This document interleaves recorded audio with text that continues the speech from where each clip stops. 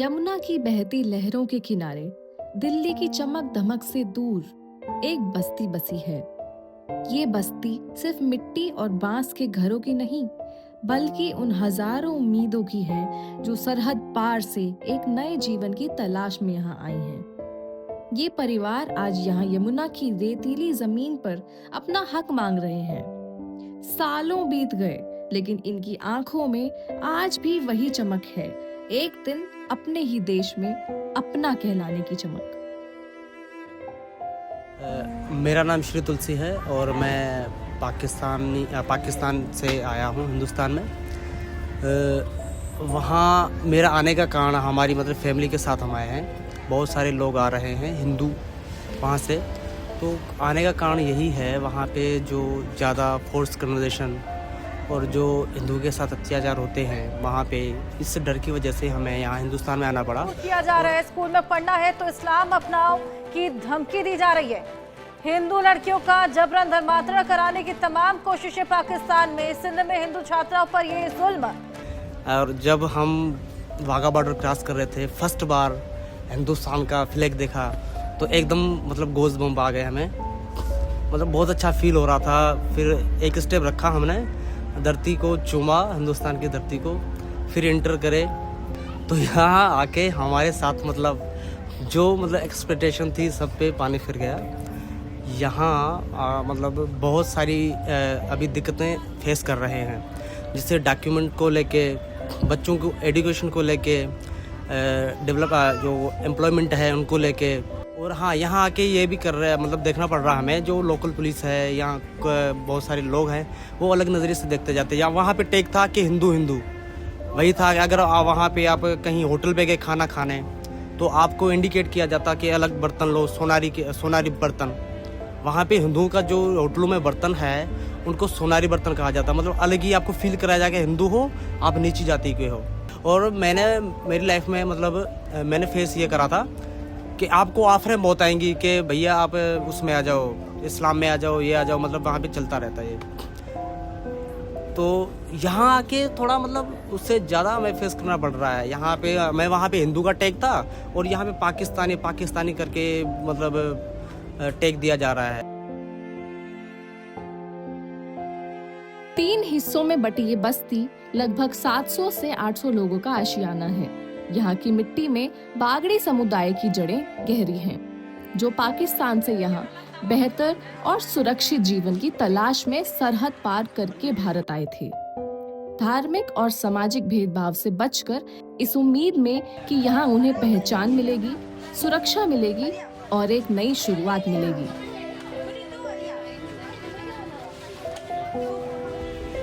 Yes, I was in Pakistan and I did their study.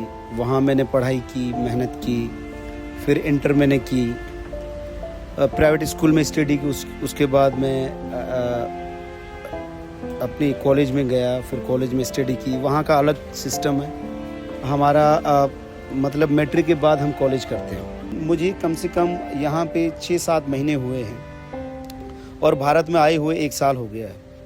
6-7 महीनों के अंदर अच्छी चेंजिंग बच्चों में आई है। नाइट को जो पढ़ते हैं वो तो इंग्लिश बोल रहे हैं, आप लोगों ने देखा है। और इंग्लिश के इतने हाई कोर्सेज हैं, it's very high courses. When I open my academy in the Bharat here, I can make it very highlight because I have experience of the 12 years 10 years। I can do everything, I can manage.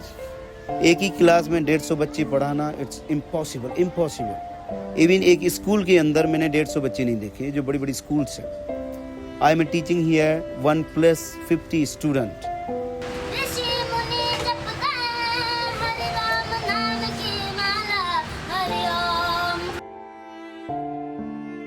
Bharat सरकार द्वारा लाया गया citizenship amendment act यानी CAA Pakistan, Bangladesh और अफगानिस्तान से आए धार्मिक अल्पसंख्यकों को नागरिकता देने की प्रक्रिया को आसान बनाने की बात करता है। मैं आज फिर से कहना चाहता हूं, इस देश पर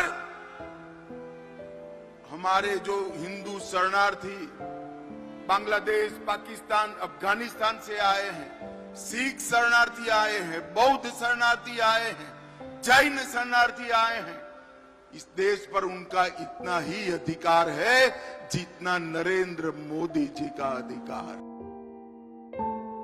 लेकिन इनकी असली परेशानियां दीवारों के पीछे छुपी हैं। डॉक्यूमेंटेशन यानी जरूरी दस्तावेज ना होने की वजह से कई परिवारों को यहाँ रहते हुए सालों बीत चुके हैं, लेकिन आज भी उनकी पहचान अधूरी है। मैं हरिंदर कराना, जो एक सोशल वर्कर भी हूँ और लॉयर भी हूँ, और जो पाकिस्तान से हिंदू शरणार्थी आए हुए हैं, जो अपना विस्थापित हिंदू हैं, इनके लिए शुरू से जब से ये आए हैं यहाँ पे काफ़ी समय से हेल्प कर भी रहा हूँ, देख भी रहा हूँ इनके बीच में। और बहुत सारी इन लोगों को परेशानियाँ भी हैं, और परेशानियाँ ऐसी हैं कि कोई बीमार हो जाता है तो उनका इलाज भी नहीं हो पाता है। क्यों नहीं हो पाता? इसलिए नहीं हो पाता कि इनके डॉक्यूमेंट्स पूरे नहीं हैं, यानी कि आधार कार्ड वगैरह इनके नहीं बन पा रहे हैं। और गवर्नमेंट ने आधार कार्ड होल्ड किए हुए हैं, और होल्ड इसलिए किए हुए हैं कि कुछ परिस्थितियाँ ऐसी आ गई थी, जैसे बांग्लादेश वाली परिस्थिति आई थी तो उस टाइम पे होल्ड कर दिए थे। तो अब यही है कि इनके आधार कार्ड कैसे किसी तरीके से ओपन हो जाएं, तो आधार कार्ड बनने स्टार्ट हो जाएं, बुजुर्ग हैं तो इनका इलाज वगैरह भी होने लगे। और जब पाकिस्तान से आए थे तो पाकिस्तान से यही सोच के आए थे कि हिंदुस्तान में हमारे लिए कुछ अच्छा होगा। अब हिंदुस्तान में जो इन्होंने सोचा वो इन्हें मिला नहीं है अभी तक, इसीलिए कुछ परिवार यहाँ से अभी कुछ समय पहले वापस पाकिस्तान भी गए। पाकिस्तान गए तो उन्होंने यही बोला कि हमें यहाँ जो व्यवसाय है, व्यवसाय अच्छे से मिल नहीं पा रहा है कि क्या व्यवसाय हम करें। हमने व्यवसाय इन्होंने देने की लिए कोशिश भी की, पर वो उस व्यवसाय को करना नहीं चाहते। ये कहते हैं कि हमें जो खेती बाड़ी जो हम पहले करते थे उसी तरीके का चाहिए। तो उस तरीके का वो तब कर पाएंगे तब कि इनकी डॉक्यूमेंट वगैरह पूरे होंगे। डॉक्यूमेंट पूरे नहीं होंगे तो FRO इनको दिल्ली से बाहर जाने नहीं देगा। तो दिल्ली से बाहर जाएंगे तो खेती तभी कर पाएंगे, और दिल्ली में तो कहीं खेती है नहीं। इन बच्चों की ख्वाहिशें आम बच्चों से अलग नहीं हैं। कोई टीचर बनना चाहता है, कोई पुलिस ऑफिसर, कोई अपने परिवार की जिंदगी बदलना चाहता है। लेकिन जब स्कूल में दाखिला ही मुश्किल हो जाए तो सपनों तक पहुंचना और भी मुश्किल हो जाता है। इनके माता पिता यहाँ नई जिंदगी बनाने आए थे, लेकिन उनके बच्चों का भविष्य आज भी अनिश्चितता में खड़ा है। मेरा नाम बीना जैन है और मैं लोनी बलराम नगर से आती हूँ। और ये जो हमारी संस्था मानव मंदिर मिशन ट्रस्ट की तरफ से मैं यहाँ पर बच्चों को पढ़ाती हूँ।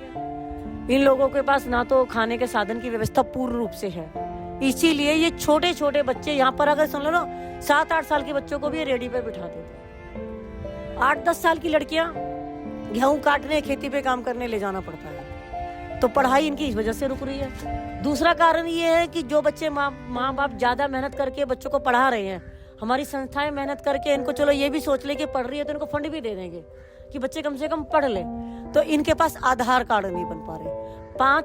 5वीं तक पढ़ने के बाद ये आधार कार्ड ना होने के कारण से इनका स्कूल में एडमिशन नहीं हो रहा। पहले ही इनको किसी सिफारिश लगा के किसी संस्था से कह के 5th तक इनको हम बढ़वा देते हैं, लेकिन उसके बाद इनको एडमिशन में दिक्कत है। स्कूल का ये है कि बच्चों के स्कूल में भी दिक्कत है। स्कूल में भी ये कहते हैं कि हमें भाई आधार कार्ड आपका डॉक्यूमेंट पूरा नहीं है, तो डॉक्यूमेंट पूरा कैसे होगा? स्कूल में जब माँ बाप का डॉक्यूमेंट नहीं है तो बच्चे का भी पूरा कैसे होगा? तो स्कूल में हम किसी संस्था का या अपनी संस्था के माध्यम से एडमिशन तो अब अपने माध्यम से हम जैसे तैसे करा रहे हैं, बड़ी रिस्क लेके कर रहे हैं, पर वो एडमिशन टीचर जो हैं हम तो करा आते हैं, उसके बाद दिक्कतें करते हैं बच्चों को।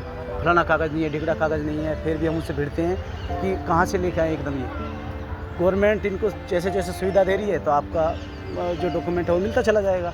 बच्चे बेकार तो नहीं किए जाएंगे, एजुकेशन इनकी डंप तो नहीं की जाएगी। एजुकेशन डंप हो जाएंगे तो कामयाब कैसे होंगे?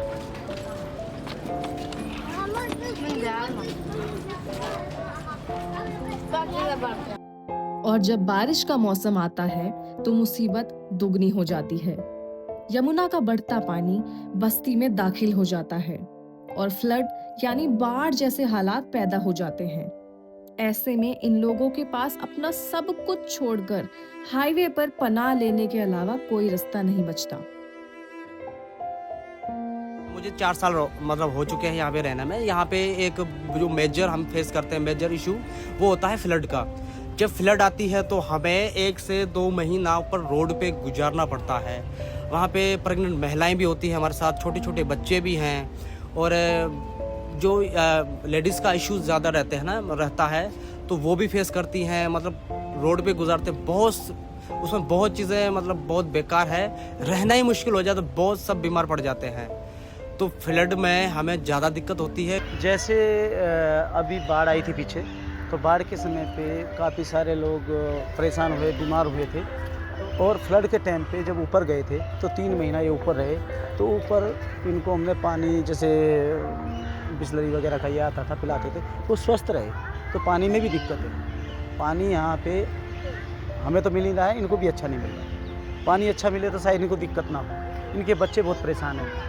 फिर गवर्नमेंट से कोई अधिकारी ऐसा नहीं जो इनको आके देख ले। अधिकारी भी बहुत कम आते हैं। इनके यहाँ पे लाइट की प्रॉब्लम बहुत ज़्यादा है।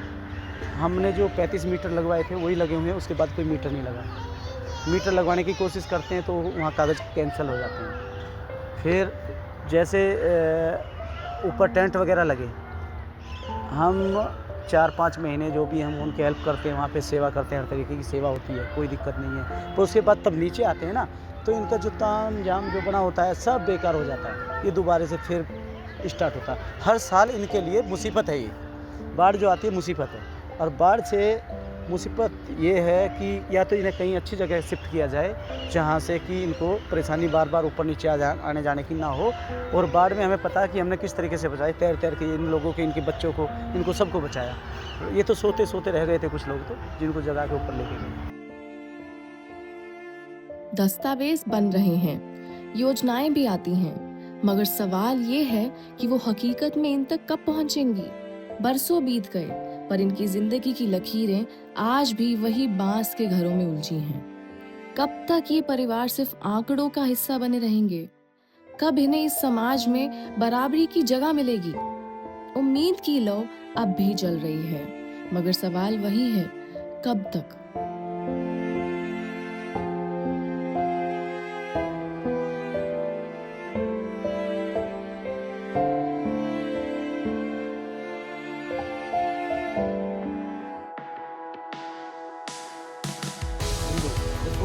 आते ही जाते हैं और पूरा तो मतलब ये हो जाएगा।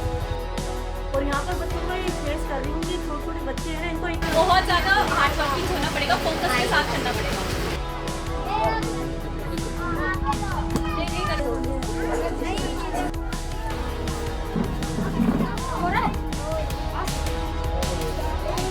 Thank you, welcome.